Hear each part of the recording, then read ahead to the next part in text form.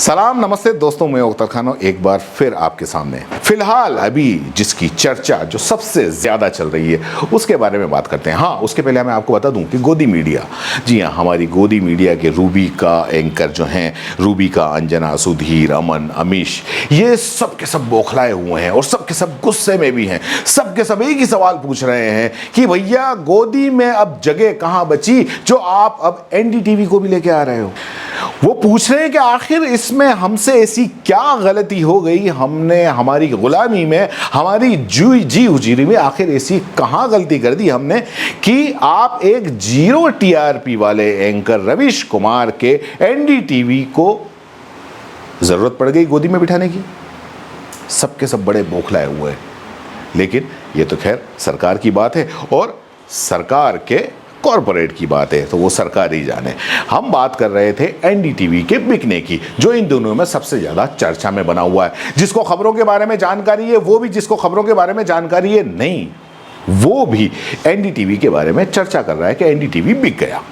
Twitter और social media पर IT cell इतनी भयंकर तरीके से खुशियां मना रही है कि इतनी खुशियां तो उन्होंने मोदी सरकार 2.0 के आने पर भी नहीं मनाई होंगी। बस ट्विटर पर आतिशबाजी नहीं छूटी, बाकी तो पूरा का पूरा धमाल मचा हुआ है, मीम्स की बाढ़ आई हुई है।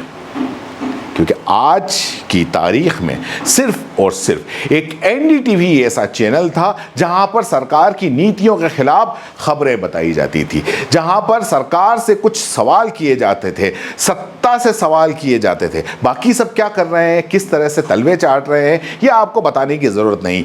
एनडीटीवी को अडानी ने खरीद लिया, ऐसी खबरें आ रही हैं व्हाट्सएप के जरिए भी और बाकी न्यूज़ चैनल के जरिए भी। लेकिन आपको बता दें कि करीब 30% का शेयर अडानी ने खरीद लिया है। सीधे तौर पर अगर मैं आपको बता दूंगा बहुत आसान भाषा में कि ये किस तरीके की डीलिंग हुई, लेकिन उसके पहले आपको मैं कुछ और दूसरी बातें बताना चाहता हूँ। अडानी के बारे में तो आप खैर जानते ही होंगे। अडानी जी हमारे एशिया के सबसे बड़े अमीर आदमी, अंबानी जैसे। अब आपके मन में सवाल होगा कि जब इतना कुछ कमा रहे हैं, इतनी कुछ बड़ी बड़ी कंपनियां हैं, तो अंबानी और अडानी जैसे लोगों को ये मीडिया की जरूरत क्यों होती है?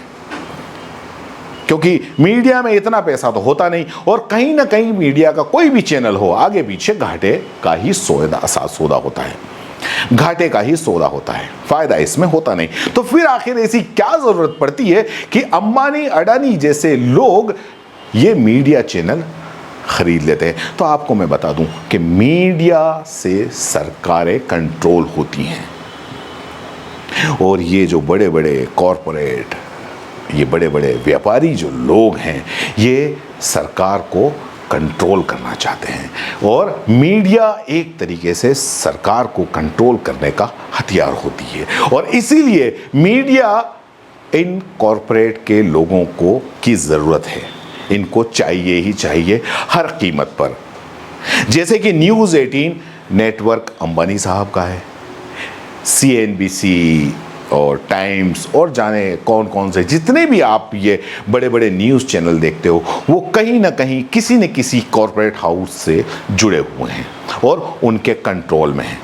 और जो कॉरपोरेट के कंट्रोल में होगा वो सरकार से, सत्ता से सवाल तो नहीं करेगा, ये आपको समझ लेना चाहिए।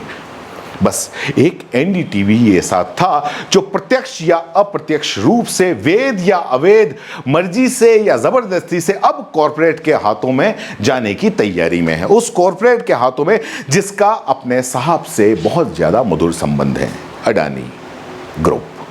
सीधे तौर पर कहूं और आम लोगों की समझ में आ जाए अगर ऐसी बात कहूं तो एनडीटीवी के मालिक यानी कि प्रणव राय और राधिका रॉय ने अपनी कंपनी RRPR के करीब 29% शेयर गिरवी रखकर एक किसी अन्य कंपनी है, विश्व प्रधान कमर्शियल प्राइवेट लिमिटेड यानी कि VCPL से कर्ज लिया था।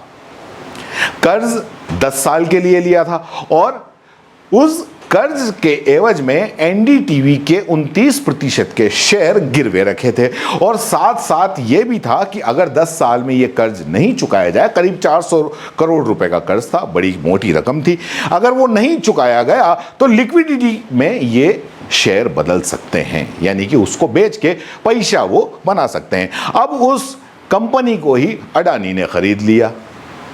इस कंपनी को खरीदने के साथ ही अडानी के साथ में बाय डिफॉल्ट एनडीटीवी के करीब 29% शेयर आ चुके हैं। इसको हॉस्टाइल टेक ओवर, यानी कि प्रबंधन की इच्छा के विरुद्ध कंपनी पर कब्जे की कोशिश मान रहे हैं।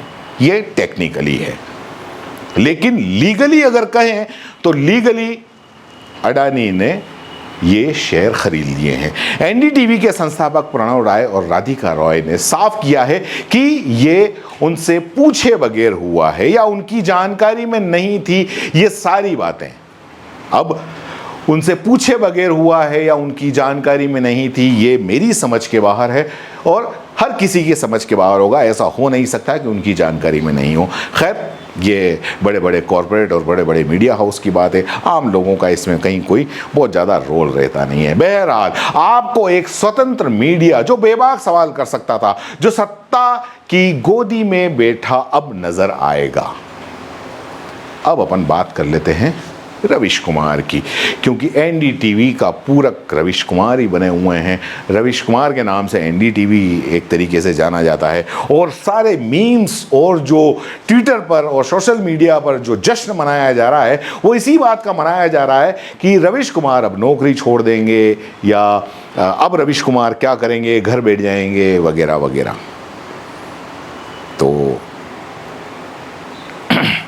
आपको बता दूं कि रविश कुमार ने कई ऐसे इंटरव्यू उन्होंने पहले दे चुके हैं जिसके अंदर उन्होंने ये पहले ही आशंका जाहिर कर दी थी कि एक न एक दिन एनडीटीवी भी बिकेगा।